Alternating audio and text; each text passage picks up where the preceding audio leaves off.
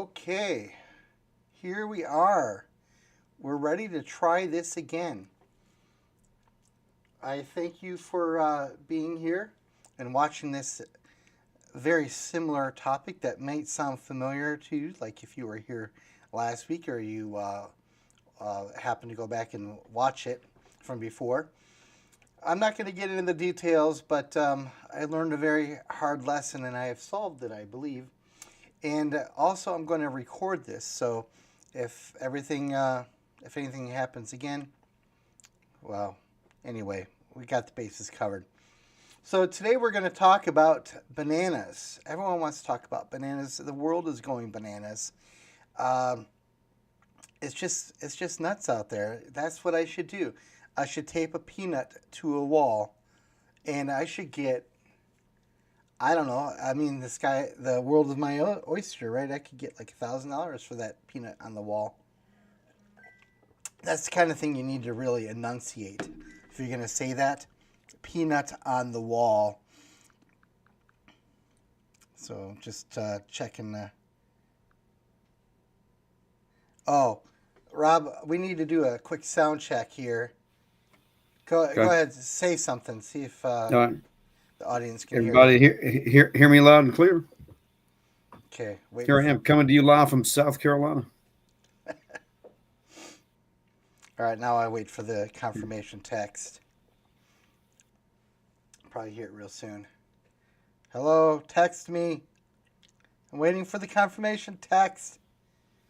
I'm on pins and needles. Thank you. Okay, we're good. All right. Good. I'm gonna mute you just for 1 minute while I do the intro here. Okay, sounds good.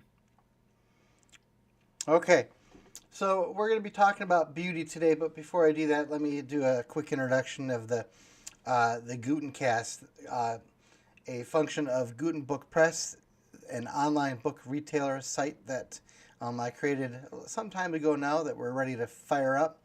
And I have a publishing company as well, several possibly, come to think of it. And Rob here, whom you see smiling at you there, is one of our authors who's been with me for quite a long time. So this is a way for me to promote our online book retail site, promote the authors that we publish, and also I think to talk about things that people are interested in, but because of the way our social media environment is, we don't usually do. Like, we could talk about politics all day long, and we're surrounded by what's going on all day long. And I just don't want to be tied to that. I want to talk about, I don't want to say deeper things, because if it's involved in politics, I certainly have a lot to say about that too. But we never talk about some things because the news cycle just pushes us along. So this banana on the wall, ironically, was part of the news cycle, but months ago. And that's kind of the difference, you know. So we went back in time. We found something that got hashed out back then, and now we're going to return to it and talk about it a little bit more. So like and subscribe and hit the notification bell. I always forget to say that. And we do have some people on the chat. That's nice to see. So if you want, Danna and Rob, if you wanted to pull up the live stream in another window, but mute it so that you can see any text that people give us there, you can do that. Let me just say a few words about the subject, and then I'll bring everyone in. Is beauty in the eye of the beholder? Is beauty something that is subjective or objective? Is it something that only exists because we're looking at it, or does it exist irrespective of any human observer? And I use that word human deliberately. And I believe that beauty is actually objective.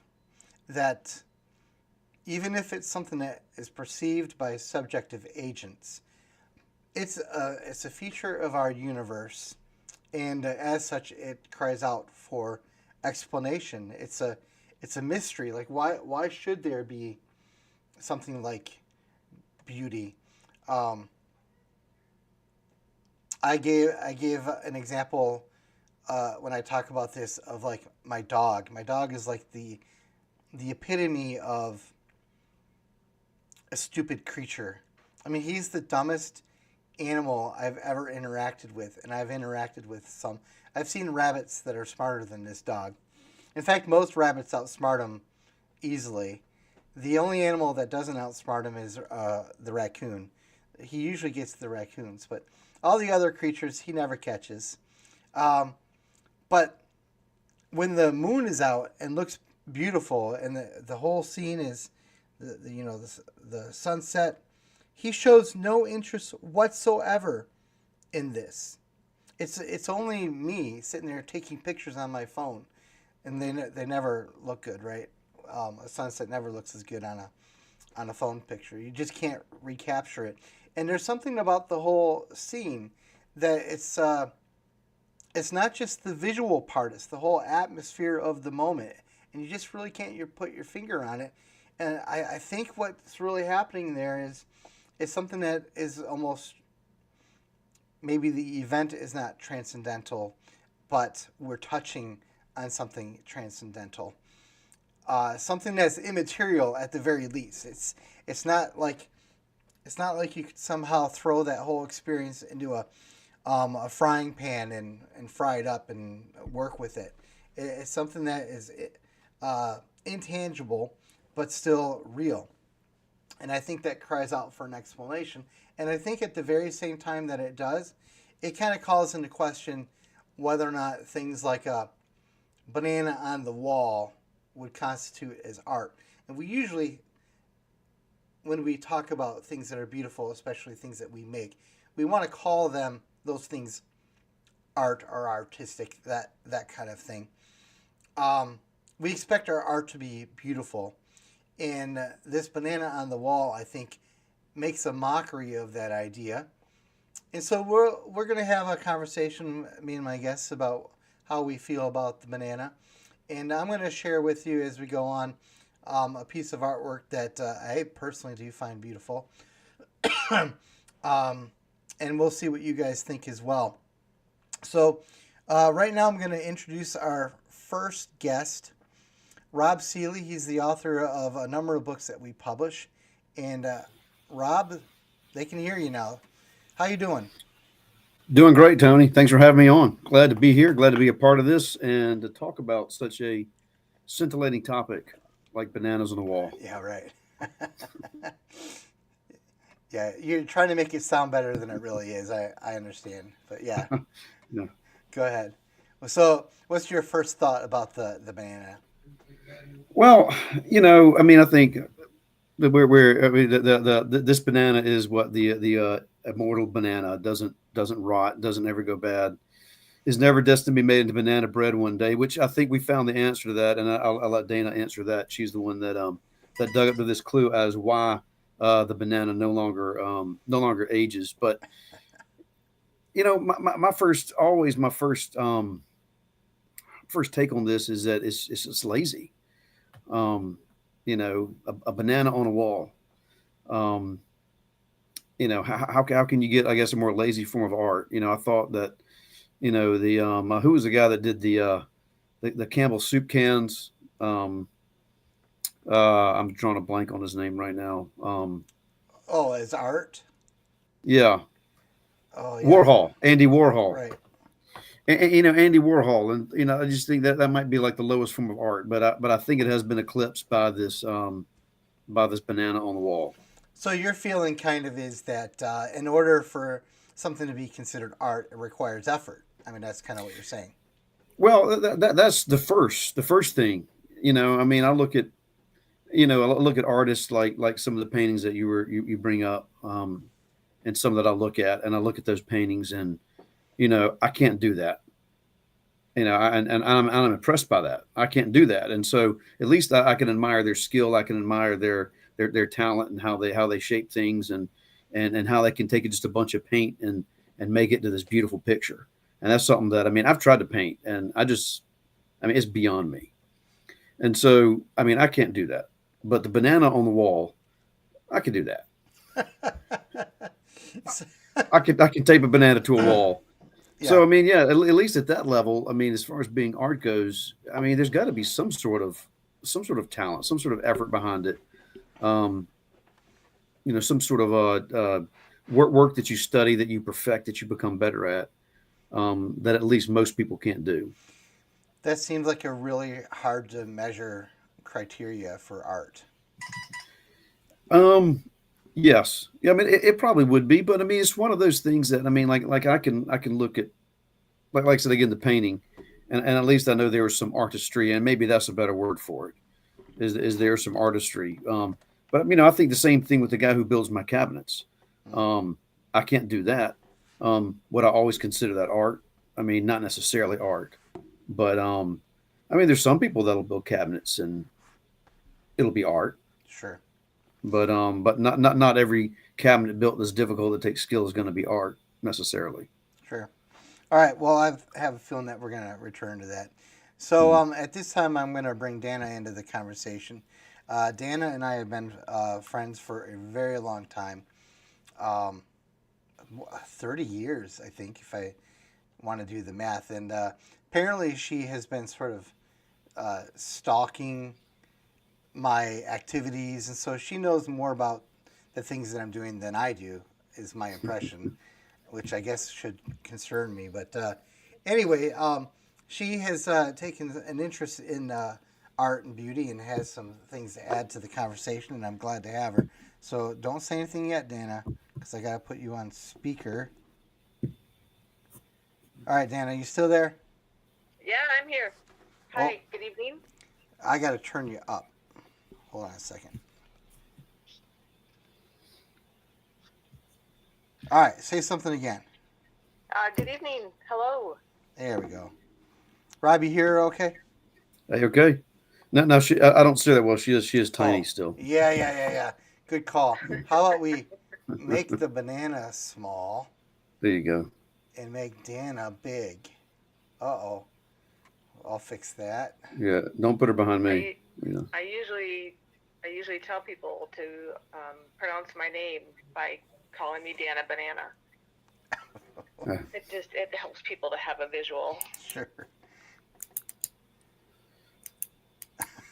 And I'm just now getting an angry text from somebody complaining about Danna being so small.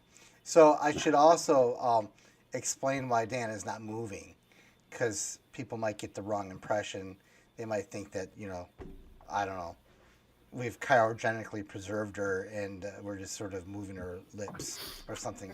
Um, for technical reasons, we thought it best to just put a picture of her. That's the real Danna, but she called in and she's on speaker. So, all right, Danna. So, do you want to say a few introductory words and then tell us what you think about the banana?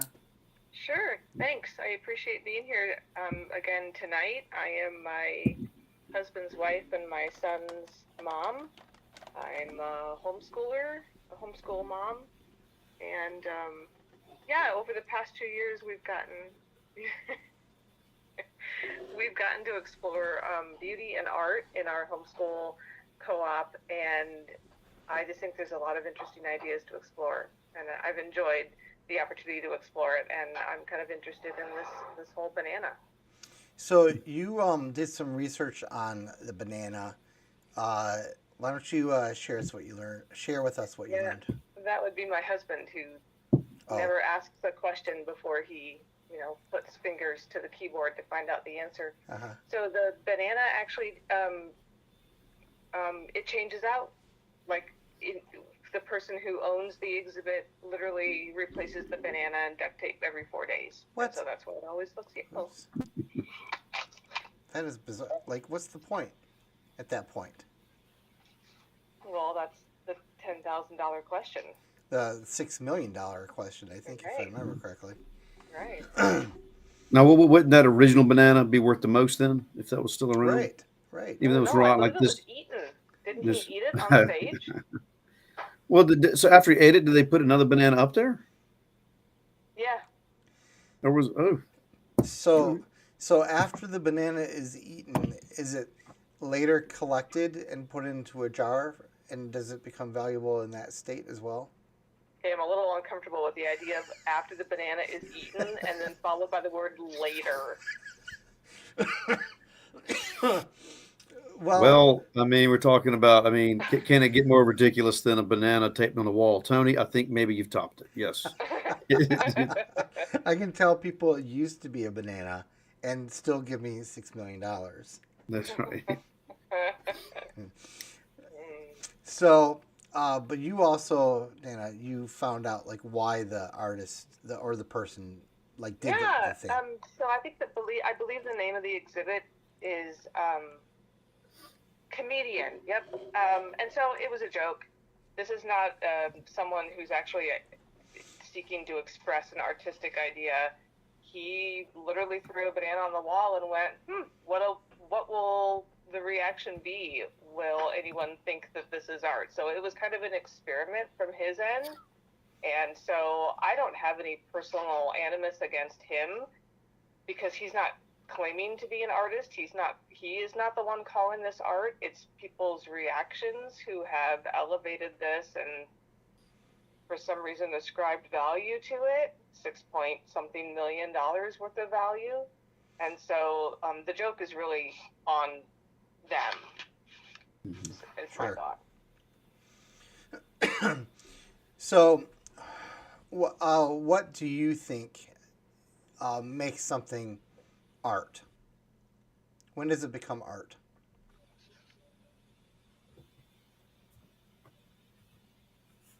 I think something is art when it elevates our sight, our vision, our hope to something greater than ourselves, outside of ourselves, the best of ourselves. I don't find things that embrace or highlight or typify the ugliness of life to be art.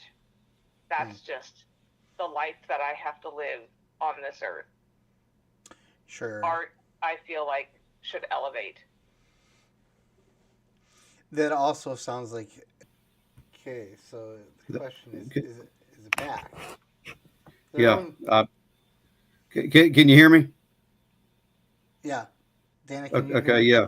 Yes, I can hear him. I lost my internet. Just crashed for a minute. So it was you. Oh. So, oh, that's weird. Was it your whole Probably was internet or me. just my stream? Well, it was. I don't know. It was. It was the one I was on just kind of bottomed out. The Wi-Fi signal completely bottomed out, and I was able to get. We have two, and I don't know. I don't know what happened there. Okay, boy, that was okay. That's a head scratcher. So At least I think that's what happened. I mean, I was able to get back on. Did the whole thing go?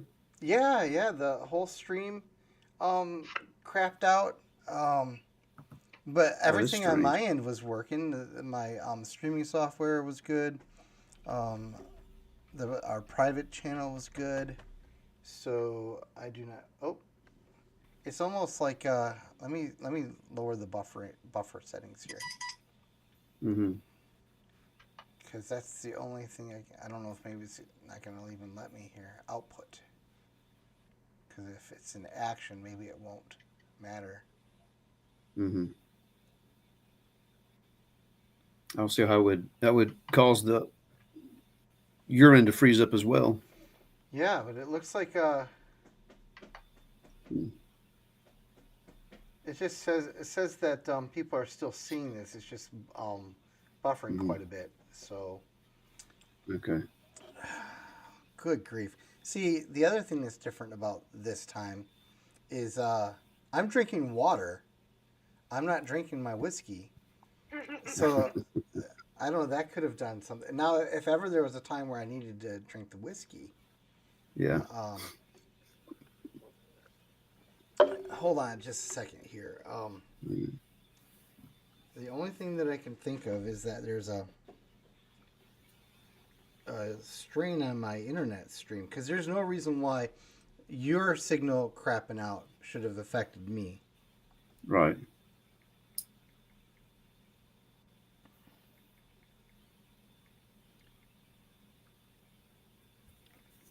Give me a second.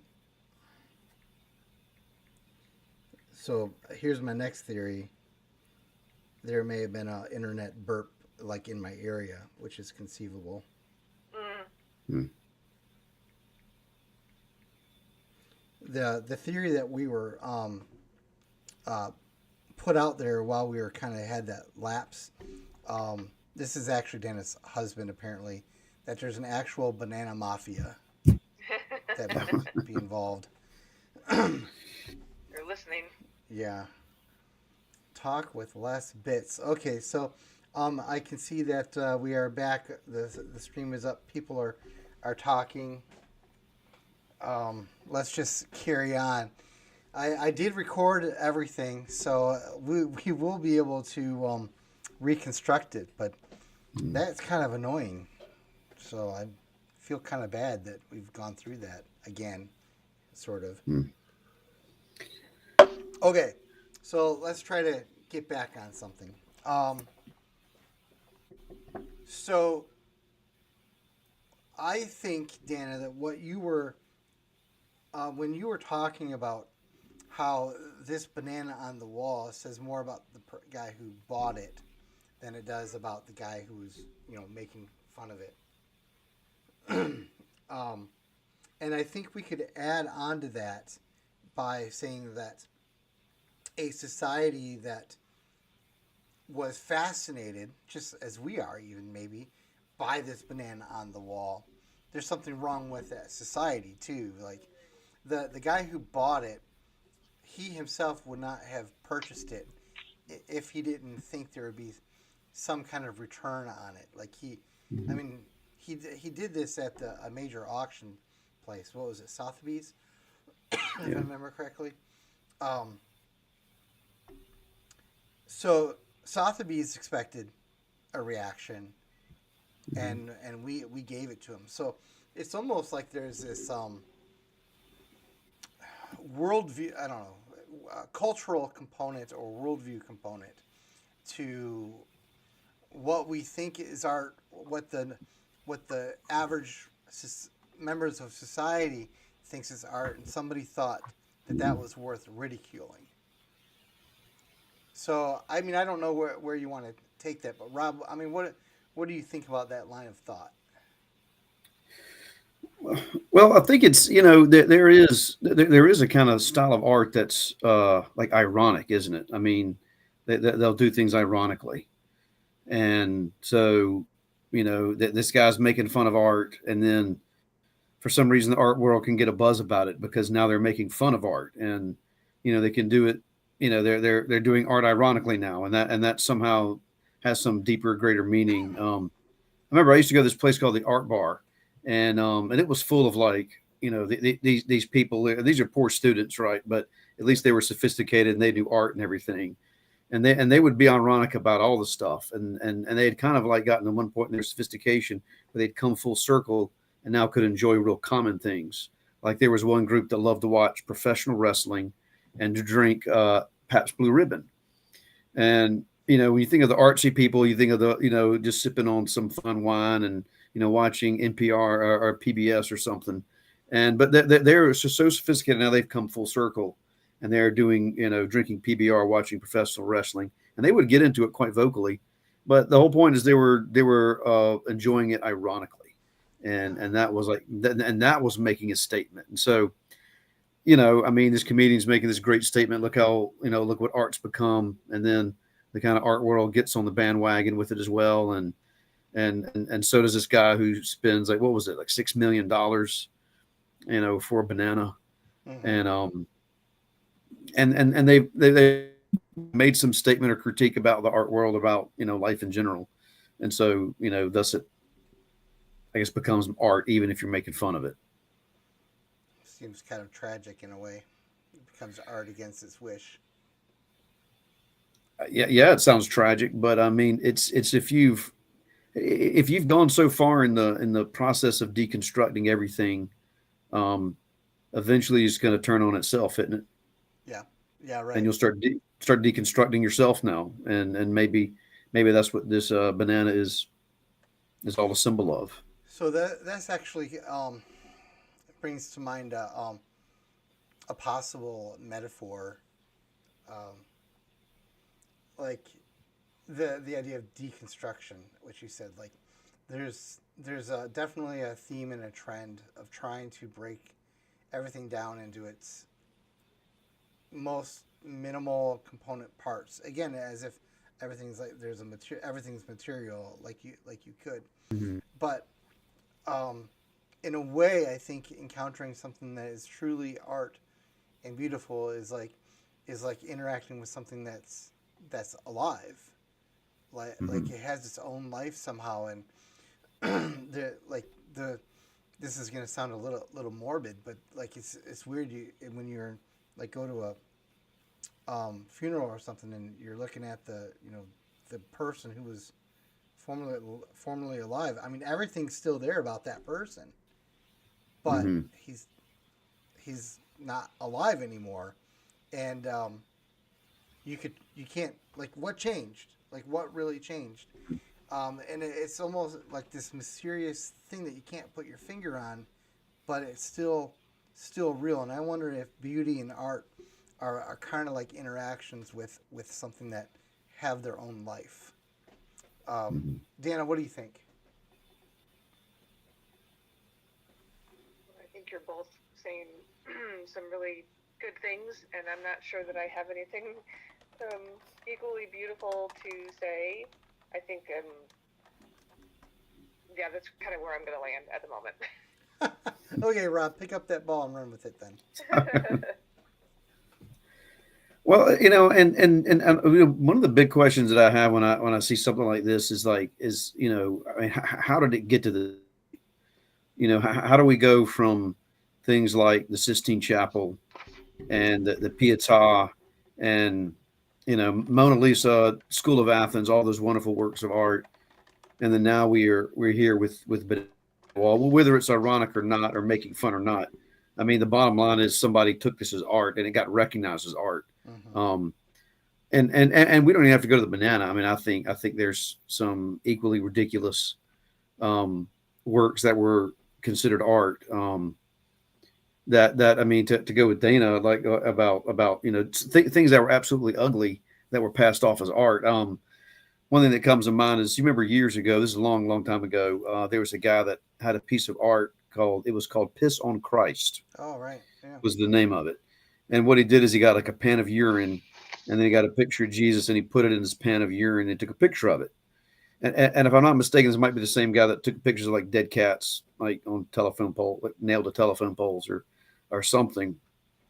And he was deliberately trying to be blasphemous and macabre, and trying to promote this stuff as art. And I always just wonder, how did we get to this point where we take something beautiful and then we go either to the ugly, to the blasphemous, and then now to the banal, really, Right. the banal bananas.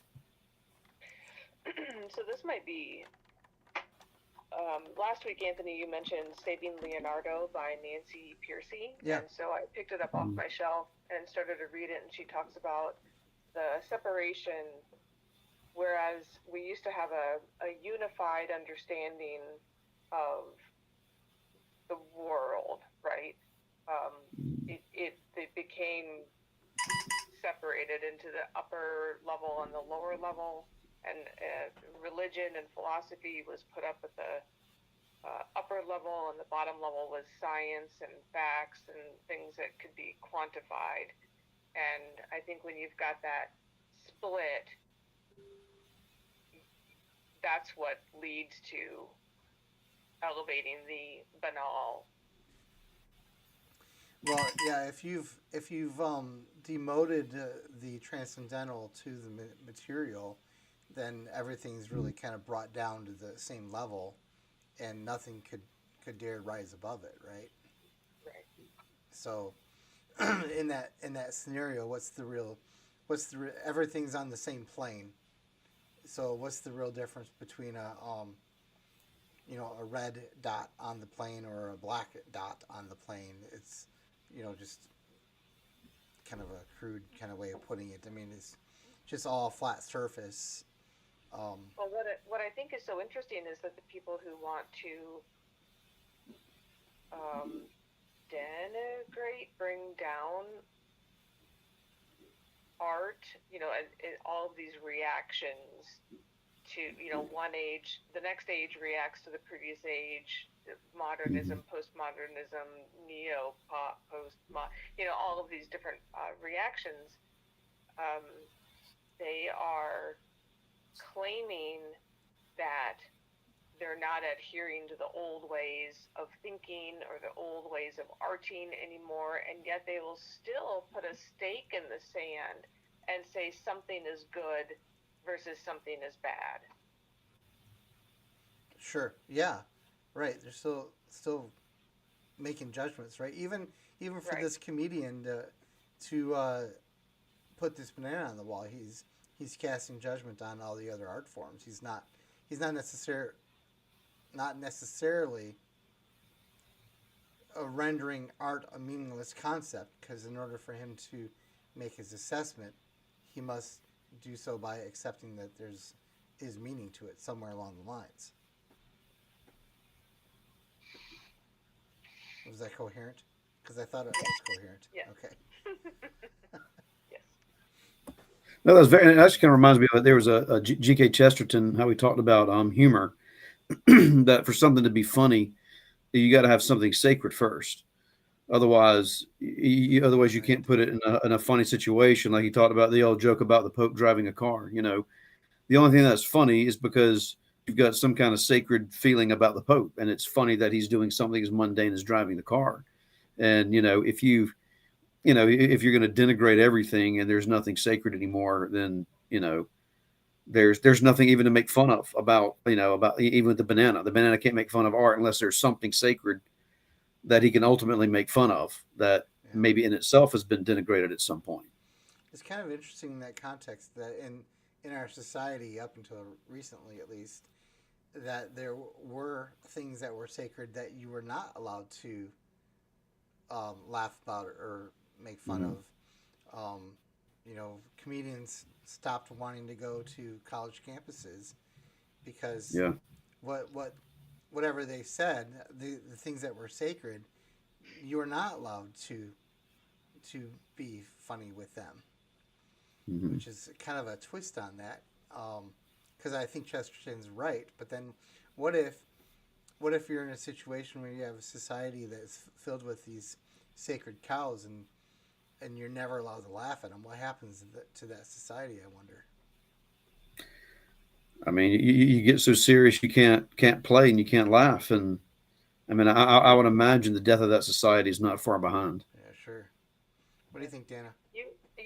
Rob, you brought up this idea of deconstructing Mm-hmm. things, and I wonder if at the maybe at the core of this desire to deconstruct is not I think there's a difference between taking things apart to understand them and just taking things apart to destroy. Mm-hmm. And I think that's where a lot of modern efforts at deconstruction come from. Is just a desire to see it all burn. Right. So, so actually, you've put the finer point on my metaphor of the living thing that I didn't quite bring it all the way around, where what we're doing in our society when these things is like we think that to understand them we actually have to kill them. Mm-hmm. You can't deconstruct something while simultaneously letting it stay alive. For it to be alive, it means to not understand it at that granular level and to be left only with the mystery, and you have to be content with that. Mm-hmm.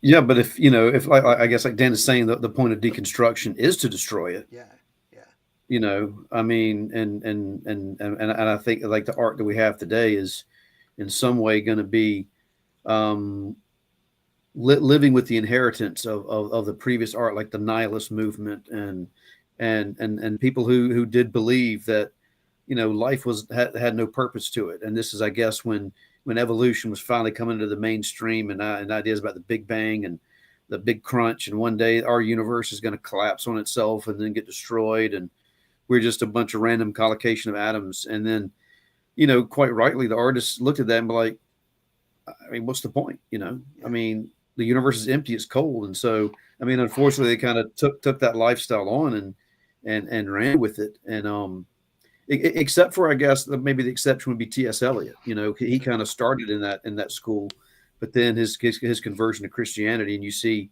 this miraculous kind of transformation in his poetry. Always very talented, but you could see that there was he started having some more hope restored in his work, and maybe, I mean, we're still in that era where people believe that life is pointless, and so it's going to be reflected in the art. Go ahead, Dana. Is isn't is there a place for hope? Does it have to be true that once I'm looking for the words.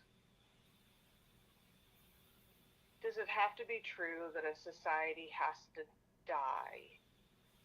Hmm. Can there not be hope that there's a resurgence a revaluing of truth, beauty, and goodness as we circle again? I've been thinking, I know we don't want to talk about politics, but in terms of you go far enough in one way politically, and the other side goes far enough their direction, they all land at the same place. Mm-hmm. Mm-hmm. And so maybe our cycle of deconstruction and destroying and elevating the base will eventually come to a place where we restore. In the Old Testament, we saw it, right? The Israelites always went through this cycle of they were faithful, they fell away, they suffered a consequence, they called out for restoration, they were rescued, they were faithful, etc., etc. Right. Yeah. Right. So, can you guys hold that thought just for a minute here? So, I'm gonna try real quick to see if I can improve the connection. We've got the private stream, right, that you guys are sharing.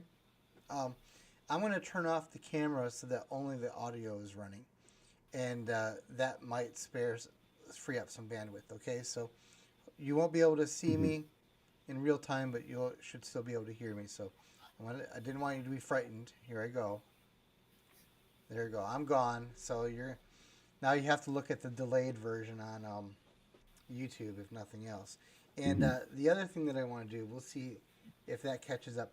I'm gonna this turn in the conversation has reminded me of a book. It's a collection of essays, if I remember correctly, by Jean Edward Veith.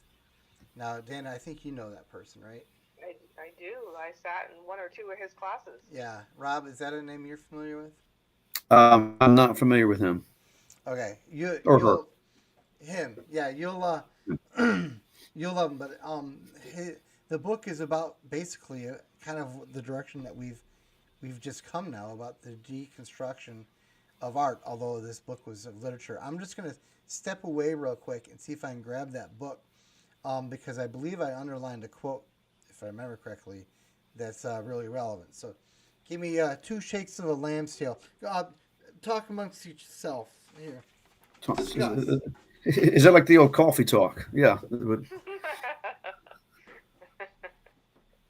No, but Dana, I mean, to what you said, real quick, to touch on that, I mean, I do hope that we can come out of this, that we can come around. I mean, of course, the fear is that it would have the Israelites, they got kind of reborn again and again, but at one point they got hit really hard, and Jerusalem destroyed, the temple sacked, and then the remnant came around, and then they were reborn out of it. But I mean, I hope we haven't gone so far where we don't have to get destroyed before we're reborn again.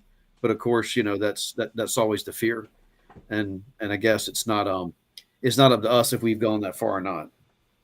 Right. You guys keep talking. I'm going to see if I can find the quote now. Okay. kind of amateurish, isn't it? Yes. Oh, it's all good. Well, yeah, we were just wondering though, just Tony, just talking about whether or not we could, if we have gone too far, or there is still hope left if we haven't, stepped off that proverbial cliff where it's too late to reclaim the society, and the only thing we can do is let it burn to the ground, and Sure.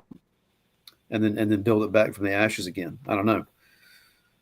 I mean, Dana, do you think we've gone too far, or? No, I don't. I think there's still goodness and beauty and people that value it, and I see that in. I think I mentioned it last week. It happens first at the most local level at the family, Mm-hmm. Right. and as long as there are families still doing it, I think there's hope. Mm-hmm. Okay, so I can't find the quote. There's too many things that are underlined in here. If there had only been the quote that I wanted underlined, I would have found it quickly. But here's the book.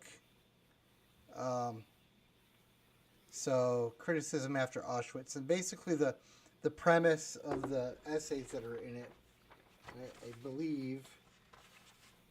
Just checking real quick. I don't think Veith wrote all of them. I think could be wrong. It's been a long time since I've looked at this. Oh, it's actually by somebody else, so it must be. Well, I may have said something really stupid. This isn't by Veith at all. I think maybe there's an essay in here by Veith. Anyway, the point is of the quote that I was looking for was basically to the point that the concentration camps took away all of that hope, and it made the artists basically despair of anything that we were just we're talking about, the things that are good, true, or noble, that kind of thing, because their whole experience, their recent experience, like pretty much repudiated even the possibility of that. Um, but the thought that, I don't know if this would have been in the quote or not, but like it's what you have your hope in that makes the difference, right? And that's, I think, what happened with like these artists who responded to the concentration camps in nihilist sort of ways, is their hope was in the over the long run, like the hope for a utopian, perfect society. Like after Mm-hmm. enough time, humans would figure it all out. We'd have the science, we'd have the technology. Um, Everyone would be perfectly well conditioned, like a dog, to behave Mm-hmm. properly and all the right things, and we'd have peace. And then all of a sudden, not once but twice within like a 20-year period, you had just mass murder on a scale that history had not seen. So like it's because they put their hope in that other thing that they are crushed so deeply. Right. Yeah, and that kind of the kind of begs the question of like, I mean for me, I guess I wonder is where does, if there's going to be a restoration, where does it come from? I mean, I know we always talk about politics, and like, oh, look how politics is degraded, look at where we're going. But I mean, I almost wondered, I kind of think that maybe politics is always at the tail end of this stuff. Sure. The politicians are the last ones to figure anything out, really. and and I think politics is going to be they're almost all effect and not cause, which is maybe counterintuitive because they seem to be, the powers in the world. But I really do think they're nothing but effect. They're always going to reflect what society thinks, and what we're reaping now is the things that we developed out of our philosophy and out of our art, especially, and what I think is mainly out of our literature. So, which would give me the hope to think that if we wrote our way into this situation, we can write our way out. Hmm. I mean, not literally, but you know what I Yeah. mean. So, Yeah. Yeah. What? Right. Yeah. I was looking, and my first thought was, what does he literally mean? Like, ride on a Hmm. spaceship, a horse, a motorcycle? I mean, what did we come in? I've got to know. What do you think, Dana? I'm just thinking and listening right now. Okay. Hmm. So I'm going to take this opportunity to share uh, one of my favorite paintings, which is inspired by one of my favorite poems. We'll get the banana over there. And I was impressed that Rob actually. I'm gonna have to move Rob, I guess. Here, there we go. Rob actually could remember the name of the artist of this. Do you still? I mean, I think it's Waterhouse, isn't it? That Yeah, did that one. I'm impressed. Yeah, like Rob's going through his Rolodex of all the people who have painted this scene, and he knows them all by heart. Well, I don't, but actually, when we talked about it, I was kind of inspired to look at all the that there are been many others that some beautiful depictions of this, and I think the pre-Raphaelites must have really been crazy about it because I mean, there are probably at least five or six paintings from that Yeah, era that right. that depicted the scene. Yeah. So one of the maybe I should I do actually have the poem here. Let's see if I can pull it up real quick.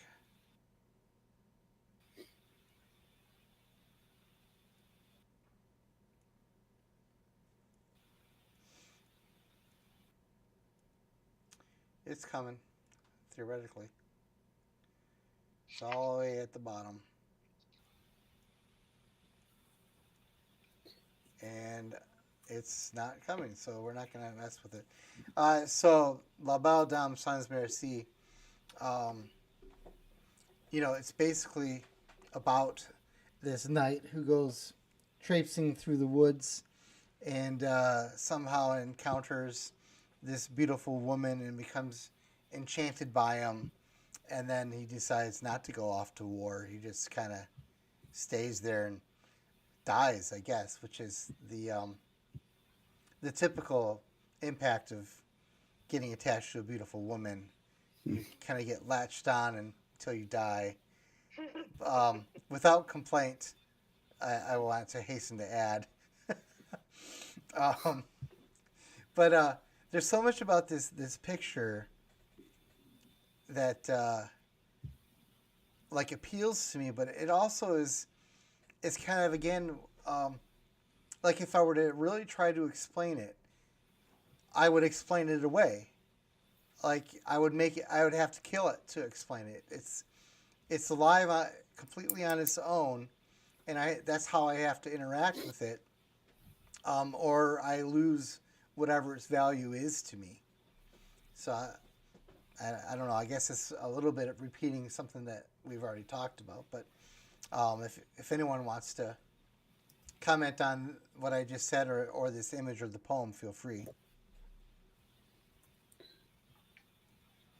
Well, the that thing that I guess we keep talking about, or at least dancing around, is I guess what we had hit on last time, and that we call like beauty, something that's beautiful, and and it really is hard to explain because there's so many things you can find beautiful, and sometimes it's just a different context, like when and on a winter's night, my fireplace, I find that fire very beautiful, almost mesmerizing. But when you see it in the context of the fires out in California, All right. it's no longer beautiful. It's something quite destructive.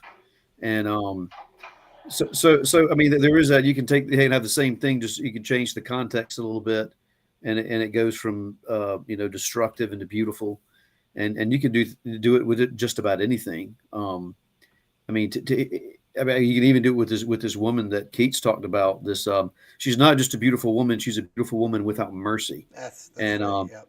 and it's that without mercy that really makes her dangerous, and eventually, I think would make her ugly, if she continued to be without mercy. Whereas you could have a very plain woman who is actually very merciful, and I think one day, you should be able to see her as quite beautiful. And you know, I think Dana really hit on it. You know that because you know we're art, we're looking for something to elevate, and I think you know that's what we're looking for in beauty as well. Is something that elevates us, something that speaks more to us, deeper to us. Um, but like you said, if you revealed it, then you'd ruin it. You know. Yeah. Dana? Hmm. Just thinking about what you just said, Robert, there at the end, that we're all looking for beauty and for something that elevates us. And Mhm. I'm gonna do two things. One, hijack the conversation to a totally different place, and then tell you that I'm gonna take off. Oh, okay. But um, think about, so I have a teen son in my house, and so we spend time talking about relationships and future goals and hopes for marriage. And I have explained to him that, look, I am not beautiful. You know, the world's checklist for beauty is next to me. I'm not ticking off anything. But in my husband's eyes, I am beautiful. And because he believes I am beautiful, I believe I am beautiful. So, Mm. something about what you said, Rob, made me go there in my mind. And Mhm. so, have fun. Wow, you're going to leave on that note, are you? Okay. All right. Well, thank you for joining us again. As it were, and just so you know, I this is being recorded, and when I upload the recorded one, it's not going to have all the weird hitches that everybody else has experienced. God willing. Yeah. I have enjoyed talking with you both, and I'm just trying to catch up with what's going on in my house. So, Okay. um, All Mhm. right. but Thanks, carry Dana. on, and I'll enjoy listening to the rest of the conversation. Awesome. All right, we'll Bye. see you. Thank you both. Bye. So now she tried to hijack the conversation in one direction. I'm going to take it back in the other direction real quick, just because I'm not in enough trouble. I need to get into a little bit more. That's When better. Yeah. yeah, when you, it's not just the beautiful woman as you said. It's the one without mercy.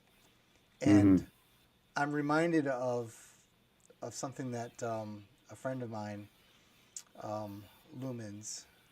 I'll just put the name for the people who might know him. If we were to restate that, it would be it's the beautiful woman without mercy. Pardon the redundancy. Yes. Because this is what I mean, and it's funny and it's true, but it's true. Like the hold that Hmm. they have on us, um, it's combined. Like you can't really separate them. So I meant it as a joke, but it's serious too. Yeah. Well, especially if she, you know, I mean, if she knows she's beautiful, and Right.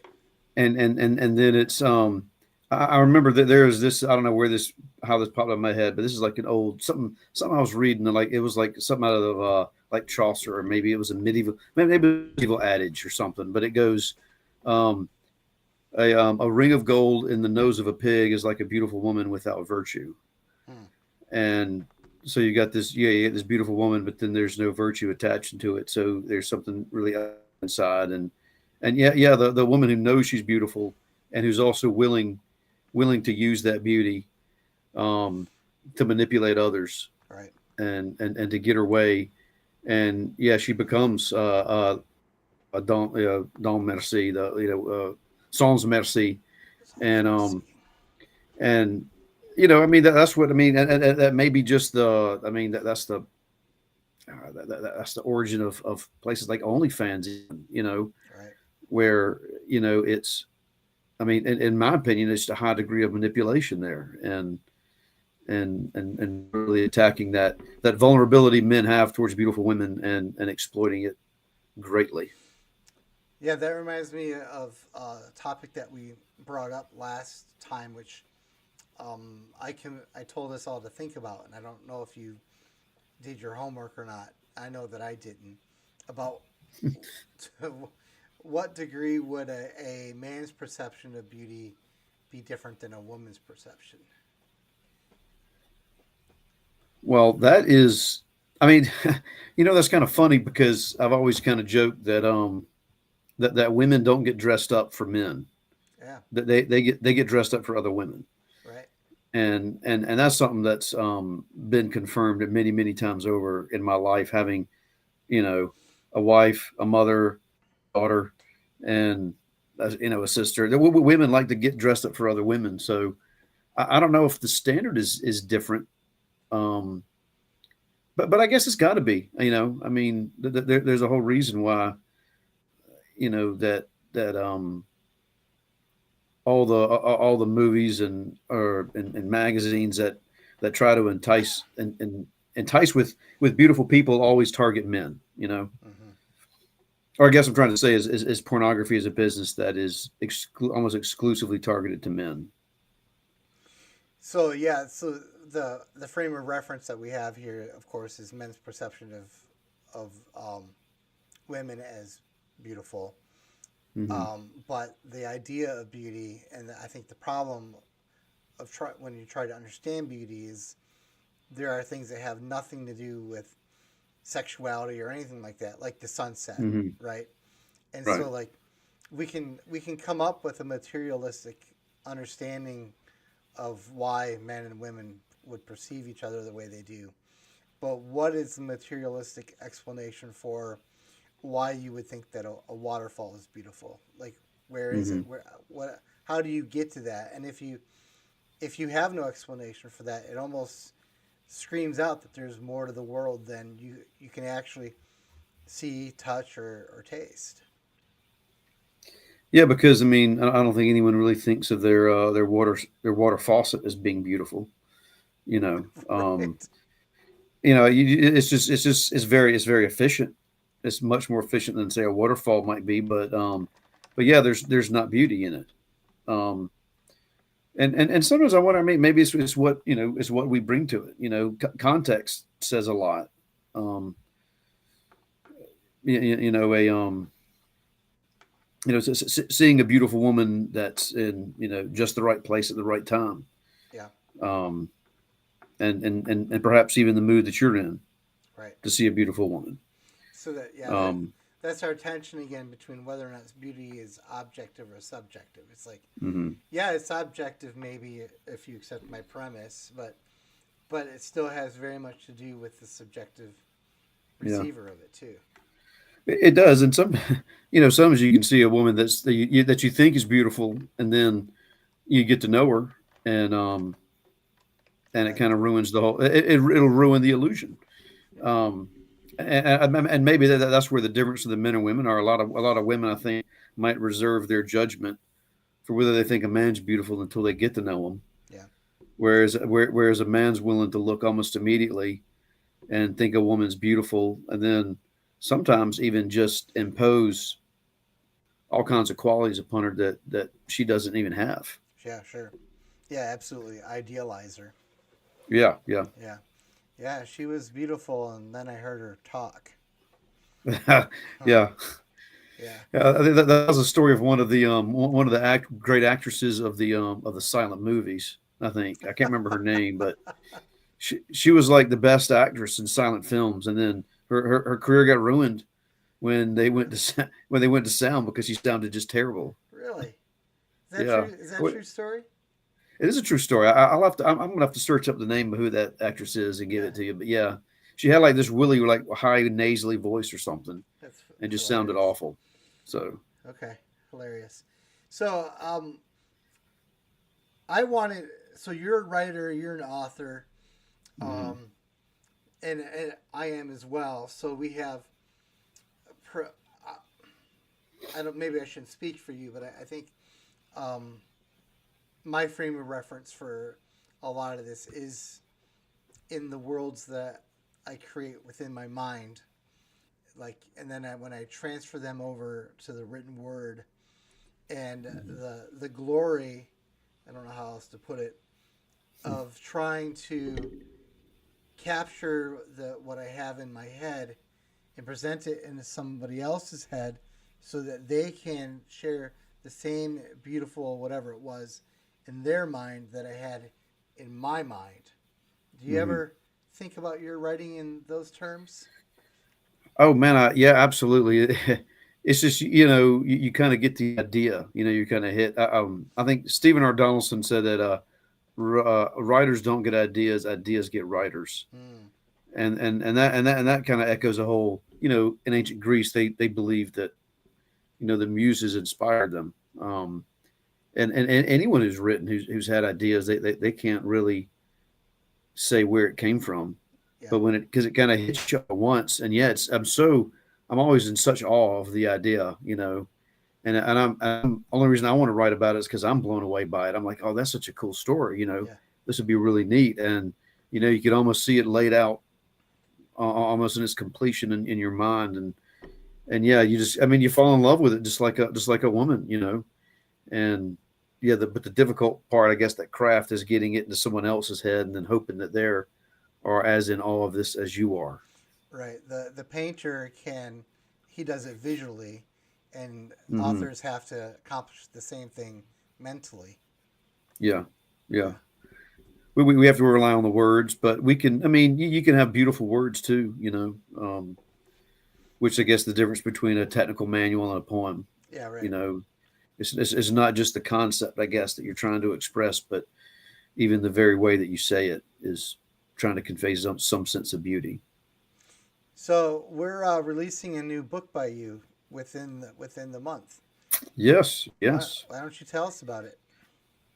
This is kind of a men's adventure, or even I guess if I had to really nail down the genre here, it would be a men's Christian urban fantasy. Um, and it's about this is kind of like I guess a worldview that I've kind of played around with, is that you've got these spiritual forces that are at work in the world kind of behind the scenes, but they've manifested themselves in very physical ways. They've taken over all the governments, all their institutions, and in this there are they've created this sickness, this disease that's striking children, and no one knows how to stop it or who's behind it, except for this one mysterious old man who's part of an organization that's always stood against the supernatural evil. So he goes to a men's Bible study and recruits 7 men out of this Bible study to kind of join his army per se, and acquire new abilities and talents in order to fight this evil and in the sickness. Okay. It's So it's a pretty long book. Actually, 450 pages, as I notice. yeah, it was a lot longer than I thought it was going to be. I mean, I really was thinking about putting together, like, some of these, like these old serial novels Sure. that Yeah. people used to write about, you know 70, 80,000 words. But I mean, what I found is I was doing an origin story as well as as the main adventure, and that one it ended up taking a lot longer. But as you had mentioned before, art's kind of it's a living thing, you know, Right. um, Right. and it takes a life of its own. Right. I mean, one of the cool things about writing is that I don't always know what's going to happen next. Yeah. Yeah. It's strange how that works. Like Hmm. in my mind, I'll have the overall story, and I'll have many of the scenes, which are almost like a movie inside my mind. So Hmm. that's like the level of detail on it. And then I'll start writing it out, and then I'll get to a part, um, and then it's like, gee, I don't know, I don't know, I don't know how to connect these two scenes. Like I have no Oh idea. yeah. I'm Hmm. here. I know that I'm here. I know that I need to get to there, and so what I typically do is I'll just actually stop writing for a while or whatever, just to Hmm. and come back to it. But inevitably, what happens is all of a sudden it'll be like, Yeah. of course, yeah, Hmm. and it's like I don't know where that came from exactly, but Yeah. it's the perfect link, and Hmm. it came as if by revelation. Yeah. Yeah, and that's the fun of writing because it really is a discovery, and and at least I think good writing is that way, and you can really distinguish between a writer or an artist or a guy who's written a book or a movie or anything where they've allowed the story to kind of take them where the story's going, Mm-hmm.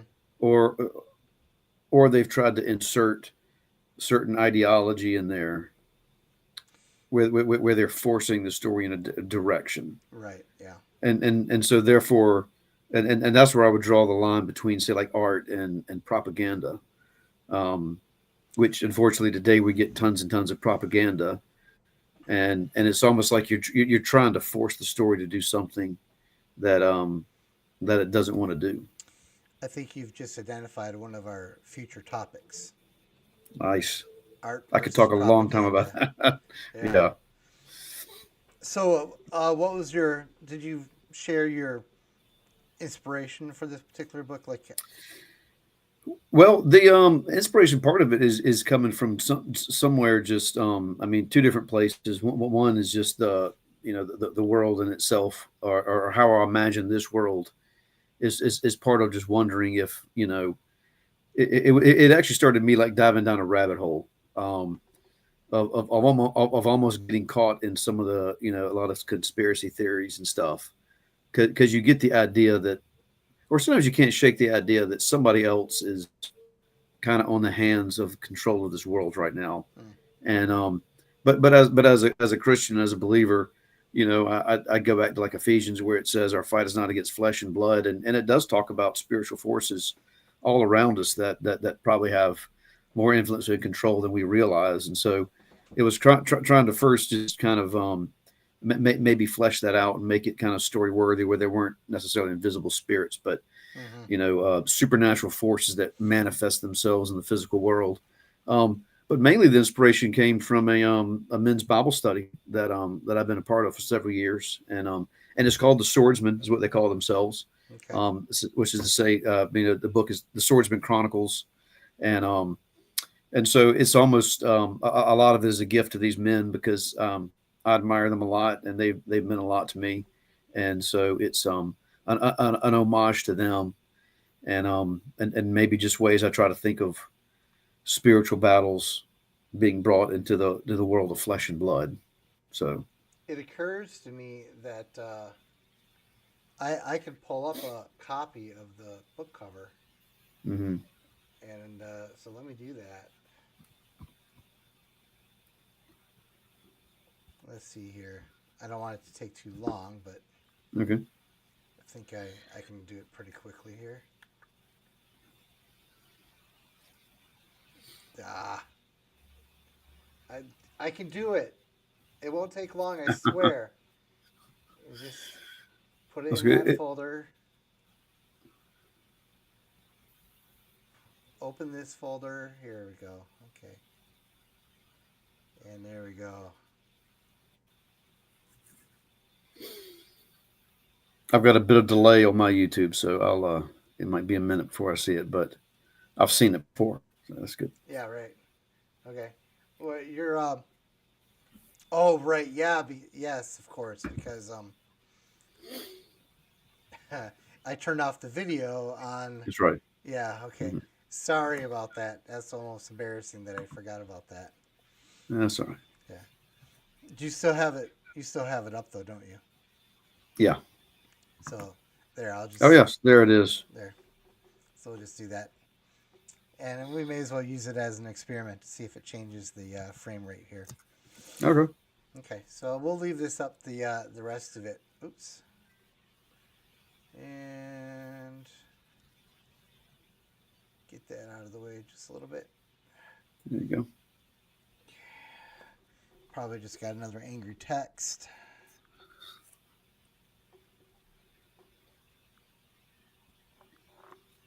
No, not angry. Shouldn't have even looked. Okay, so yeah, back to the book. You've written quite a few books for me. hmm Do you have besides this one? What would be a good one for someone to go pick up right now to get familiar with your work before they, God willing, pick this one up? I think the latest at least fiction work that I've done is one called "In Memory of a Lost World," and I don't have it right available with me right now, not within hand's reach at least. But it would actually be a very good introduction because it's got the same kind of worldview as the swordsman one, and it's more of a it meanders a little bit more, and it's kind of like this guy's discovering this conspiracy of the natural forces that rule the world, but he's kind of just here he's just one man alone against them all, Mm-hmm.